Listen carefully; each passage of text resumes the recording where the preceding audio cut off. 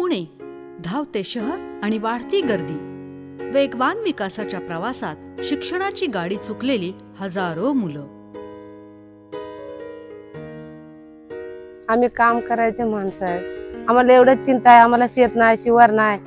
आम्ही गरीब लोक आहोत. कुठं बी काम करून खायचं, कुठे बी जायचं. लेकराला 4 दिवस शाळा भेटली तर पाठवून देतात, नाही तर घरीच असतात लेकरं.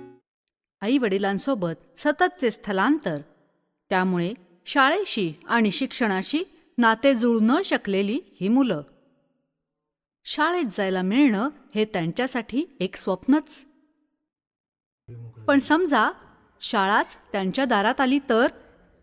संधी दे, मी कुठेही गेलो तरी शाळा शोधून काढेन, शाळेत जाऊन खूप शिकेन. पुणे शहरातील विकास कामांसाठी एकीकडे बांधकाम कामगारांची लगबग सुरू होते, तेव्हा शिक्षणाचा झेंडा हाती घेतलेली कार्यकर्त्यांची एक निराळी फौज देखील कामाला सुरुवात करत असते.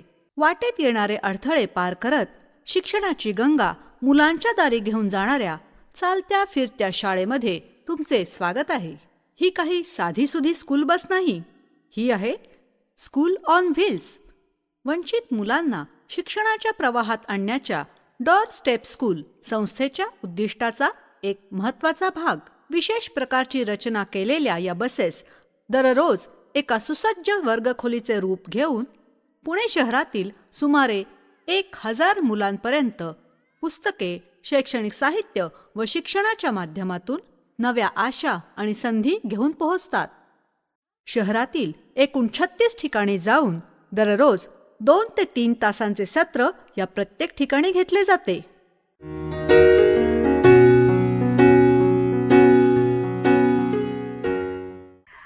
हे वर्ग सुरू करायच्या आधी आम्ही वस्ती जाऊन पाहतो. वस्तीमध्ये पालकांचा सर्वे केला जातो. त्या सर्वेमध्ये त्यांचा व्यवसाय काय आहे, त्यांची भाषा काय आहे आणि ते साधारण तिथं किती काळ टिकतील असं सगळं त्या सर्वेमध्ये पाहिलं जातं.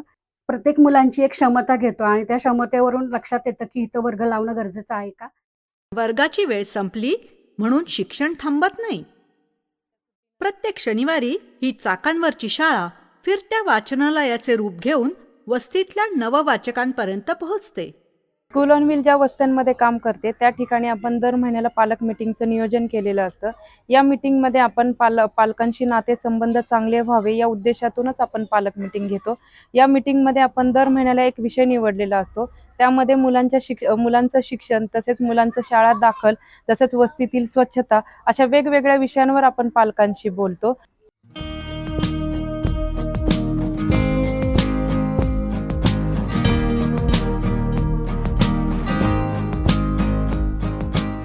आम्ही इथं आल्यापासून आमच्या पोरांची व्यवस्था चांगली आहे. आता झोपातून लवकर उठाते, लवकर आटपीते, व्यवस्थित शाळेत जाते. पण अशीच तुमची कृपा आमच्या कुठं तरी गेलं तर अशीच राहू द्या. आमच्या पोरांची चांगली व्यवस्था करा.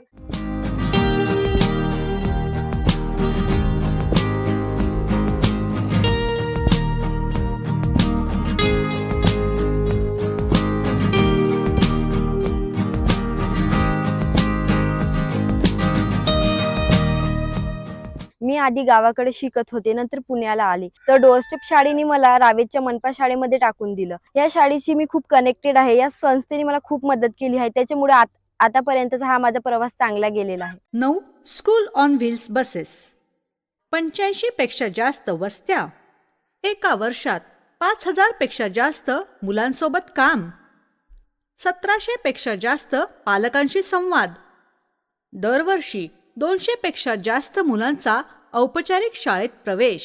पण स्कूल ऑन व्हील्स म्हणजे फक्त फिरता अभ्यासवर्ग नाही, मुलांच्या शिक्षणासाठी पूरक वातावरण निर्माण करणारी एक सर्वसमावेशक यंत्रणा देखील आहे.